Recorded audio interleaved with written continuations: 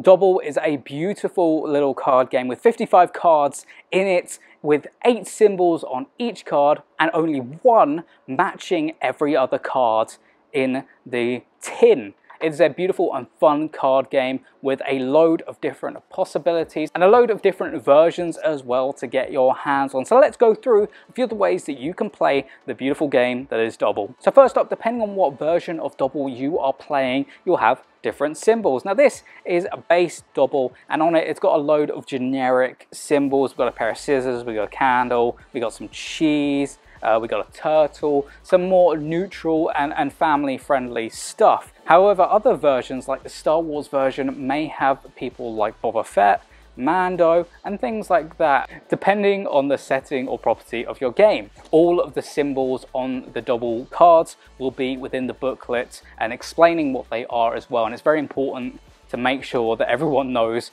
what all the symbols are before you play the game, because you're going to be calling them out throughout all of the different mini games. So our first version of Dobble is called the Tower. Your aim is to collect the most cards from the middle face-up pile. Everyone else around the table will have one face-down card and flip them over at the same time, looking for that one symbol on the middle tower, calling it out, and then taking it to add to their pile. And we carry on until the entire tower is gone. Target. No. Stop sign. Water. Ooh. Exclamation. Whoever has the most cards at the end of the game wins. Pretty simple. Version number 2 is the Well. It's kind of the opposite of the Tower, where everyone will have an equal amount of cards face down, and there will be one card in the middle. At the same time, players will flip over their own individual towers and look for the one symbol on their card that matches the one in the middle, call it out, and pop their card straight on the middle of the well. Whoever is the first person to chuck the most cards down the well as quickly as possible, while obviously maintaining the rules of the game, wins. Oh, Ladybug. Ah, Ladybug. Ladybug. Ah! What? The Ladybug has betrayed me. Next up, we have a very quick version of the game, especially depending on how many players you are playing against, in Hot Potato. Hot Potato has each player having one face-down card, flipping them over at the same time, seeing what symbol matches on the cards around, and calling one of the other players out and putting their card into their opponent's hand. 1. Igloo. Ah!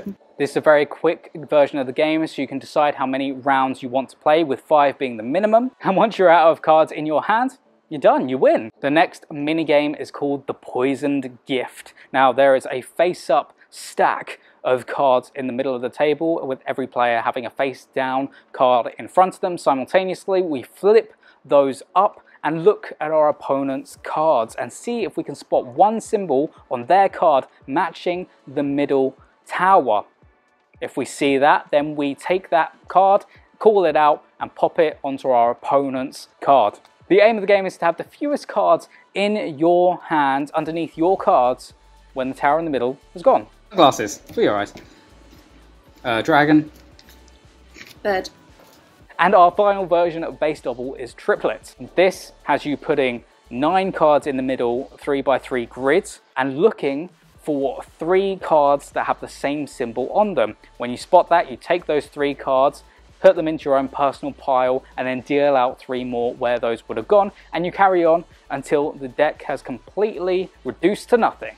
Or you can't put out 9 cards. Whoever has the most cards at the end of the game wins. Question mark.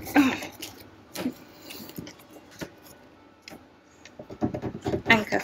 So that is it for Basic Dobble. Pretty simple game with 5 different mini games within. So make sure to check this one out over on the website if you're looking for a fun party game to play with all ages this summer.